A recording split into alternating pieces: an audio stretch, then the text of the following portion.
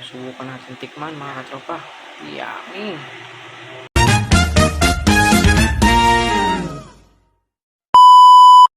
Yun, mga katropa, magandang umaga. Tayo naman ay magluluto ng malalaking saging mga katropa. Ayan. Samahan nyo kung magluto tayo ng malalaking saging na hinog. Ayan. Maganda ito sa tuhod mga katropa para hindi tayo kinakapoy sa gabi kapag tayo naahon ng bundok. Ayan. At ito'y maganda rin mga katropa, pampatigas din ari. Pampatigas ng dumi. Ayan, gusto ko lang po kayo mapasaya mga katropa. Tayo samahan niyo po ako yung magluto dito at napakasarap nito. Ang luto po natin ito ay binagkat mga katropa. Ayun, at samahan niyo po akong balatan ito mga katropa. Ang dami nito. Lutuin po natin ito lahat, 2 piling. Napakayami nito. So sige mga katropa, lutuin natin.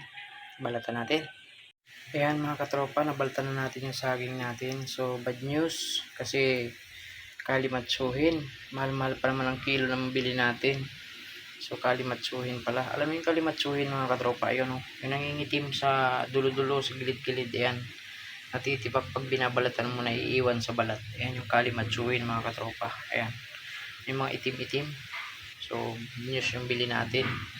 Mahal pa naman ang kilo. Shoutout sa nagbinta sa atin. Grabe. Ayan. Okay din naman, naiintindihan natin kasi sa panahon kasi yan, pag maulan, mainit, nagiging ganyan ang mga saging natin mga katropa. So, unawain na lang natin, talagang ganyan. Ayan mga katropa, ito naman at lulutuin natin. So, may nakalimutan ulit akong joke. Ayan.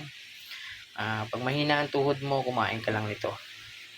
At pag ikaw ay kumakalog na ang tuhod, kumain ka lang din nito. Napakaganda nito sa mga kasukasuan natin, itong saging. Siyempre, sabi ko nga, kapag malambot ang iyong dumi, pampatigas ng dumi, ito kumain ka rin ito. So, kung gusto mo rin magaling kang umakyat, tulad ng monkey, unggoy, yan, kumain ka din ito mga katropa. At ikaw ay bibilis umakyat. Ayan, pagkain ng ating mga moy-moy. Ayan. Sige mga katropa, samahan nyo akong lutuin ito mga katropa. Ito na mga katropa. Wow, luto na siya mga katropa. Kakain na tayo. Napakayami mga katropa. Okay lang kahit may kalimatso, tiyaga lang. Unawa na natin yan mga katropa. Yan mga katropa, kain tayo. Subukan natin tikman mga katropa. Yummy! Yan, ito na nga pala mga katropa. Naluto na siya.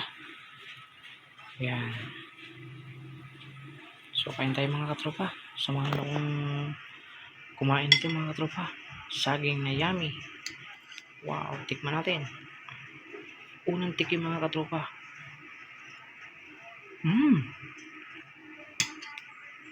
Yummy talaga, binagkat. Pangalawa para sa inyo mga katropa. Kain tayo. Yummy.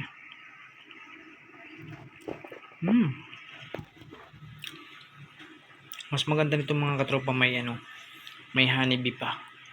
Napakasarap nito. So lalagyan natin mga katropa, honeybee. Ayan, nakikita niyo yung makinang sa ibabaw mga katropa. Ayan.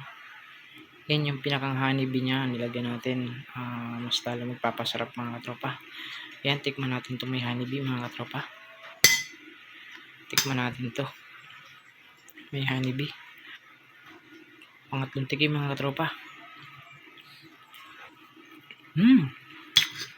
Lalong mas pinayami. Kain tayo mga katropa, kain.